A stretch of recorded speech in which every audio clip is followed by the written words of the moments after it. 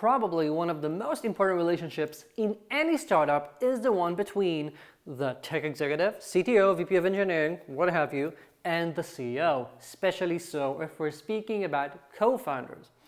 There are so many pitfalls in creating a robust, open relationship that is aligned and helps propel the business forward and helps create a team that actually drives business results and not just looks cool as an engineering team from the outside. In this video, I'm going to touch on a few of the most common issues and mistakes I've seen happening between these two for you as a tech executive to ensure that you're doing your most to create a very good relationship and ensure that your team is set up for success. I'm Ben-Yosef, and for the past few years, I've been helping tech executives and CEOs create engineering teams and startups that are worth leading because life is too short to lead an average team. And today, let's start right from one of the most important issues, and that is when you, as the CTO, decide to take this position of being a pleaser. And when that's happening, you start by telling everyone okay for whatever they're asking. Whenever someone asks you to do something, especially if it's the CEO or one of the other co-founders, you start taking an order and you rush off to do that. However, being too much of a people pleaser means that you're not there as an executive, as a senior leader in the company, and the company needs that. It needs someone who can stand up and say when something doesn't make sense or ask for clarifications to ensure that whatever we're doing is going to work out, is going to be worth the time we're going to be investing into it, is going to scale. Essentially, no one can understand the difference between a feature that requires a lot of tinkering and will just be okay for a demo, but will break once we actually have a bunch of users using it, except for yourself. That's your role. That's what you ought to do. You have to ensure that whatever you're doing actually makes sense. Don't let the company go on about things that are not feasible or that will take way too long. Okay, even if we're rushing with our go-to-market, that all doesn't matter if we're gonna close a deal and a day later say, oh, sorry, we can't give you that right now, we're gonna need 6 more months. And I've just seen something like that a week ago. Those are bad relationships because it immediately erodes the trust between yourself and the engineering organization as a whole and the rest of the company. People will start not trusting what you're saying. They're gonna start thinking before listening to any estimate you give, buffering around you, not trusting you, or micromanaging you. All of those are bad. So let's start with that. Do not do that. It's good to be on the side that wants to be helpful, but don't go into people-pleasing mode. The second issue is thinking that you can win and that's it. As in, if I'm doing well, if my engineering organization does well, we deliver everything on the roadmap, our quarterly goals are all achieved, we check all the objectives in the OKRs this quarter, then I'm good. Sorry, but no. That doesn't help anyone if whatever you did not result in any business improvements, in any customers being happier. And the difference here is, does it really matter that you wrote perfect code and you delivered it all on time if you just listened to what people were asking and didn't ensure that what you're doing will move the needle? And again, you might be thinking, that's not my role. I'm the CTO, I'm the VP of engineering, we have a head of product with that, we have the CEO for that. Okay, all that is technically correct. And yet, we all should be working together as a team. You should not be disengaged and only wait to get orders because then you're going to be a people pleaser like we just talked about. You should aim to ensure that your team does things that move the needle. And that means that you cannot aim to just succeed without ensuring that the others succeed. So if that means that we can get this project done, our Jira tasks will be done, but it won't get into people's hands because marketing don't have the tooling to do it fast enough, or because the salespeople take weeks in sales engineering processes to just get things done. Maybe you can help them actually get there faster. Maybe your engineers can make the product a product that is easier to sell to market, create tooling for marketing, help customer success have easier ways of handling issues or removing some of the biggest issues so that you see not just you ticking off your own objectives, but you see the company go towards success. This is a very wholesome way of looking at things, which means that we're not just looking at our own metrics and that's it. Because again, I've never seen a company declare we're successful because the engineers did everything on time and yet everything else is on fire. That's not going to work out. You have to ensure that whatever you're creating has business value, is immediately translated into results, gets to people's hands. Otherwise, you're just writing code for no one. So don't do that. Relatedly, number 3 is about not speaking brutally enough, honestly, candidly. I want to ensure that you're not just trying to sugarcoat things and say, no, we might need more time. Are you sure that's the right way of doing things? Oftentimes when we do that, we tend to go too much into an extreme that is mistranslated, miscommunicated. People in other teams, in other organizations don't really understand how critical something is, how skeptical you are, especially if we're talking through Zoom, especially if you're talking to people who you don't have well enough of a rapport with in a company that's overgrowing, and every time you have different people and new leaders, etc. You need to be explicit. If you think that something is stupid, if you don't understand something, the minimum you ought to do as a tech executive, but even more so as a co-founder, is verbalize your worries. Verbalize what's making you be less secure, less confident about a direction, and ask and say, what are we doing there? I think that's going to fail. I don't see anyone being worth their salary in an executive team if they're just sitting there and never speaking up about issues, or even worse, speaking up only after something has clearly gone wrong. That's way too late.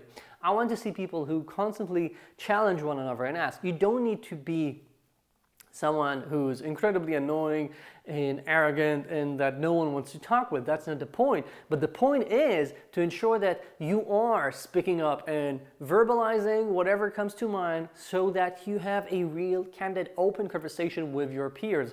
Otherwise, you're not their peer. You're either a co-founder who's aloof and just waits for people to fuck up and then come in and tell them what they did wrong, or you're someone who's more of a people pleaser, not being involved and doing whatever you ask to, even if you don't believe in it.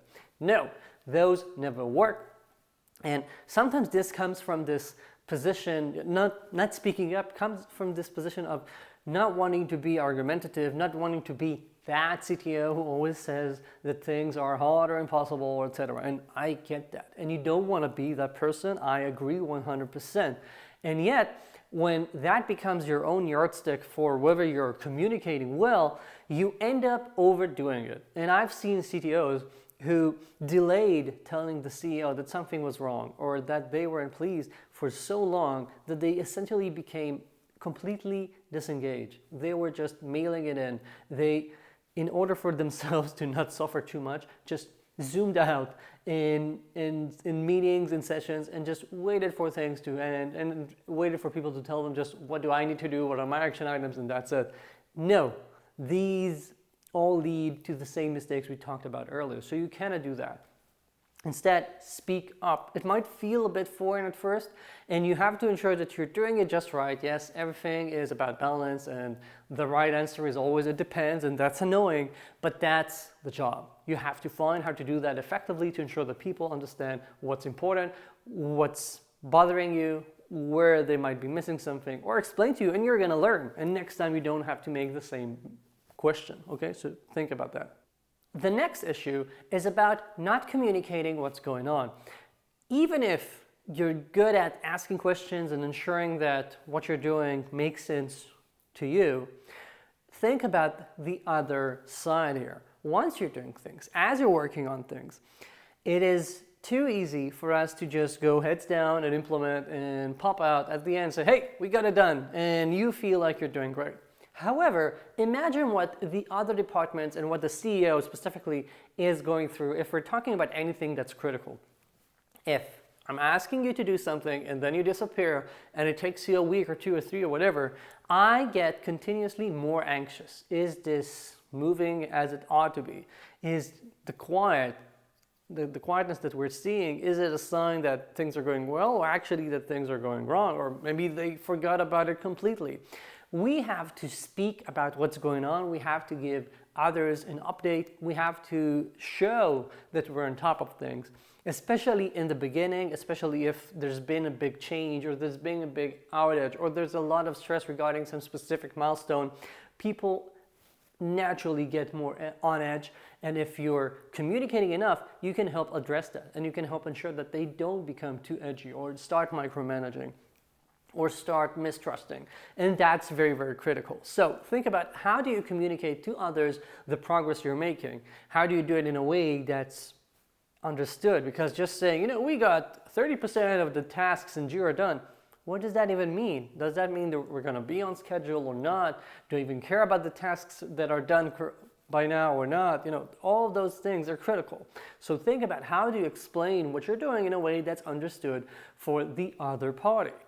In communication, and this is one of the things I always start when I work with new clients about, when I ask them about their communication skills, I say that communication, the most important thing is that what message you want to convey reaches the other party. They understand what you wanted to say. Just like we talked earlier about the work, if you're doing engineering work that doesn't translate into business value, it doesn't matter. If you're saying things, or if you're doing work and you don't communicate outside how things are progressing, whether it's good or not, what are the issues, what are we contemplating, if you don't do that, then it doesn't reach its intended audience, and you're doing a mistake, and you're doing work that might be sent into dev null. Don't do that. So think about ahead of time how you're going to be thinking about things. Notice if someone seems a bit more on edge, a bit more insecure, and try and come up with a way for keeping people in sync. That doesn't mean you have to be always at the beck and call of everyone who asks you a question about the progress of any specific task. No, but it does mean that you have to be in control and giving the updates so that people can understand we're on track. We know what's going on, we didn't forget about that, etc., etc. Then we have being a bit too dogmatic and being pragmatic. I talk to people and I ask them about what makes them annoyed, what are the issues between co-founders, and I found that a lot of the time engineers either are thinking that things need to be more right, or send that message where we think that we always are better off doing things the right way. So we're working on a new feature. We think if we already knew that we were going to be doing that ahead of time, we would have done it differently, would have taken the time to do it right.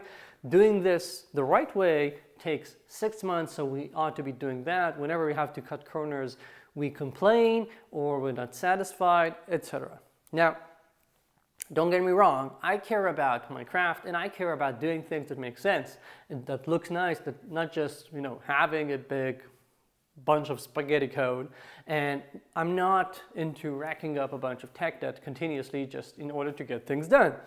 And yet, whenever you're working on things, we need to realize that startups are not a lab. We're not working in laboratory conditions, and therefore we shouldn't be aiming or even thinking to ourselves, the right way of doing this. There's no right way, and there never will be. And maybe if there is a right way, the right way is to understand that there is a middle path here between focusing just on what will be the best solution in the long term and, writing code and just throwing it at the wall for the short term. We need to find that middle path that ensures that we're making sense. So sometimes we're delivering things a bit faster, we're minimizing scope. Maybe we're delivering something that's not going to scale for the next 10x of users, but we understand that it's critical right now to do it just in order to see if it even makes sense in the market, if users want it, and then we'll invest in it if it makes sense. We have to understand that being too dogmatic about things being done the right way and not doing anything in a way that's maybe a bit wasteful is not probably the best path forward as a startup. So for example, I recently talked to someone who really complained about seeing that the CEO thought it was critical to deliver a certain feature in time for a specific POC within a month. And the engineering team and the product team initially talked about this feature and estimated about 2 months. And for the engineering leader, what this seemed like was a big mistake, because making something that they can ship within a month, only to stop it there and then continue for another month or whatever for the rest of the work to finish it to be correct, was extra work, because they essentially had to stop in the middle, make it look presentable in the middle, ship that, and then continue. So instead of being 2 months, it's probably 2 months and a week, okay, or something like that. Just go with me. And the problem is that we're just thinking about the right engineering word, and we're not thinking about the company value here. Maybe getting this in people's hands a month early is worth more than that extra week of engineering. Maybe we're going to find out that the extra month we had left is not needed, or there's a better way of doing it, or we need to shift things a bit. Or it's so critical, we're going to now double down on it and going to invest 3 months in it. I don't know. But think about that. Sometimes the right thing is not aiming just at what long-term will be most effective, but understanding that we have to take some in-between steps and not just aiming for a very surgically precise solution. Because again, we're in startup land. That's not how it's going to roll. And lastly, this is something that I touched a bit on previously. Stop trying to protect others when you're not content, when you're feeling that something is wrong, especially if we're talking about the communication between two co-founders. I've seen people get more and more discontent about behavior, about cultural mismatches, about things that, not being involved in the strategy, not being asked about that. And people just start adding more and more things in their little notebook and getting angrier and angrier and angrier and thinking that they're taking the high road. They're not squabbling over different little fights. They're waiting for the important stuff. But if you just let that continue to just add on, you're eventually going to explode. And that's usually going to happen at the worst time. So create this habit of continuously speaking your mind about what's going on, not just about the business, not just about objectives, but about the relationship, about the culture. For co-founders, this is doubly important because this is your company. The culture you're creating, this is all of your choosing. You decided to bring this company into being. You're choosing to remain in it because it's your thing. You have to ensure that it's not going to be perfect no matter what. And even if you were the sole co-founder, it's not going to be perfect no matter what. And yet, we have to ensure that we're speaking up about things that bother us. We have to ensure that we're not being a martyr who keeps taking the punches and not talking about things that bother us because we feel like we're doing someone a favor. No one needs a martyr in startups. That's not the business model. We need people who communicate freely and help ensure that what we're doing makes sense. I've seen it so many times. There are so many times that I practically pushed CTOs to the wall and told them, you're either going to have to quit or start speaking about what's bothering you, because you cannot continue in this limbo mode. No one needs a CTO that's just rolling with the punches continuously. We need someone that has a backbone or someone else.